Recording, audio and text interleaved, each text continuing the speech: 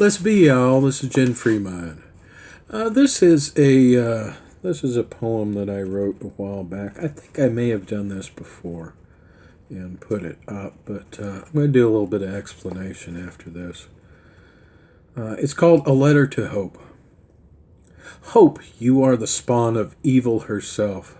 Hope you are greed and lust. You always say it is never enough. Also, what if? You cause so much suffering. No matter how good life is, it can't match you. That suffering becomes your food, and you gorge and proliferate. My unknowing elders programmed me with you as a child.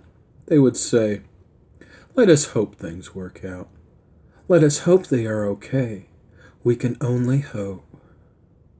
In the end, I think my elders knew the futility. They were caught in the trap. They had nothing else. They could no longer hear the truth. They could not face the world as it is. They could not face themselves as they were. Not through rosy lenses, but through the light of day. It was beyond their ability to cope. Hope you are insidious like that, barring the doors to real solutions. I think so often I have banished you to the outer darkness. Again and again I find you in my midst. In my world, in the dark corners of my mind, you breed and infest creation itself. I banish you again, not to the dark, but to the world. May those who will smoke you, drink you, snort you, and shoot you, just like the other mass opiates of television and religion. For I know there are those who have no other way to cope. Be kind to them, I beseech thee. For too, I can't save them or enlighten them to your evil. They must work their own magics. May they discover how in spite of you. I can only light my own way. By the way, I spite you for telling me good is against all odds. Just so you know, I know the world at large is damned. I choose to save myself, as only a true Satan can. Without hope, there is truth. Without hope, there is success and failure.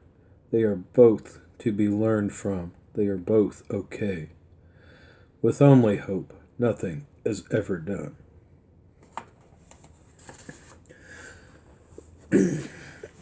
Some people would see that as mean or fatalistic or something like that, but as the word hope is used in society today, it is insidious because it implies that there is no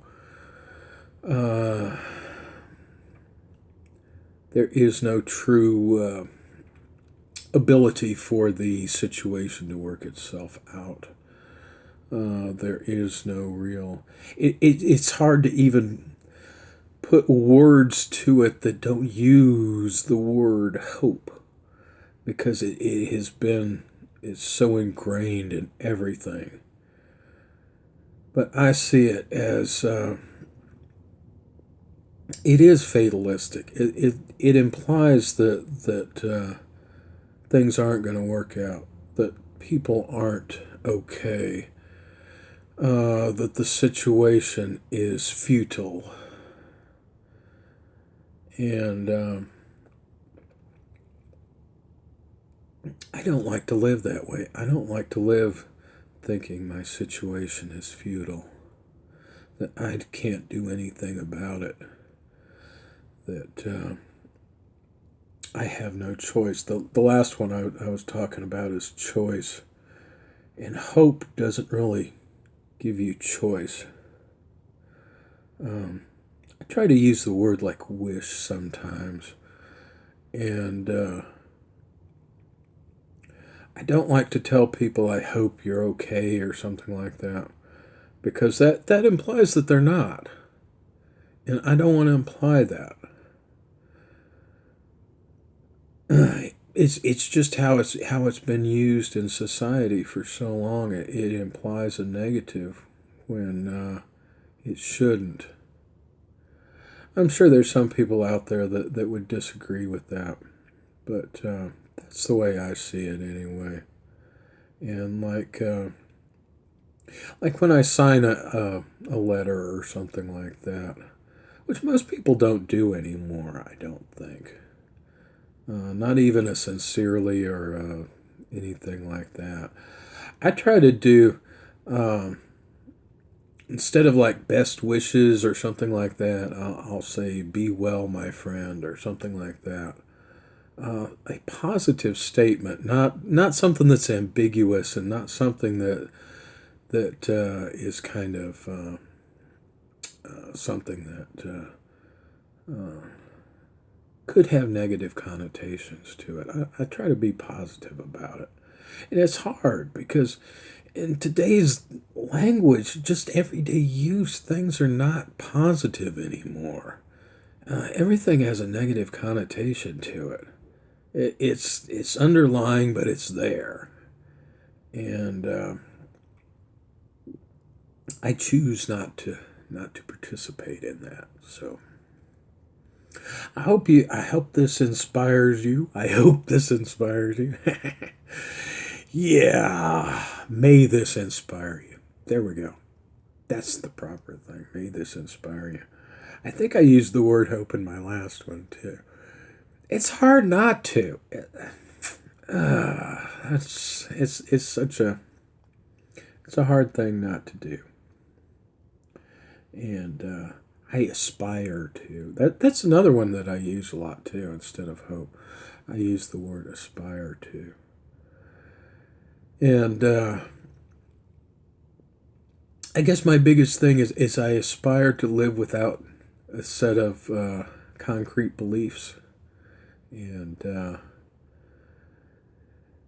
that way I can always question. I can always change things if I need to. People say you can't live without beliefs. I don't know that I don't think I'm perfect in that way or anything, but I'm open to a lot of stuff. I mean, I study a lot of stuff, and well, if you've watched my videos, you understand that being a chaos magician means I can be a Christian, I can be a Buddhist, I can be a Satanist, I can be Muslim if I want to. I can be anything that I want to be. I can be an atheist. I can put myself in different mindsets and live in those mindsets when it is to my benefit. And that's what I aspire to do. So may this inspire you also. Blessed be y'all. This is Jen Freeman.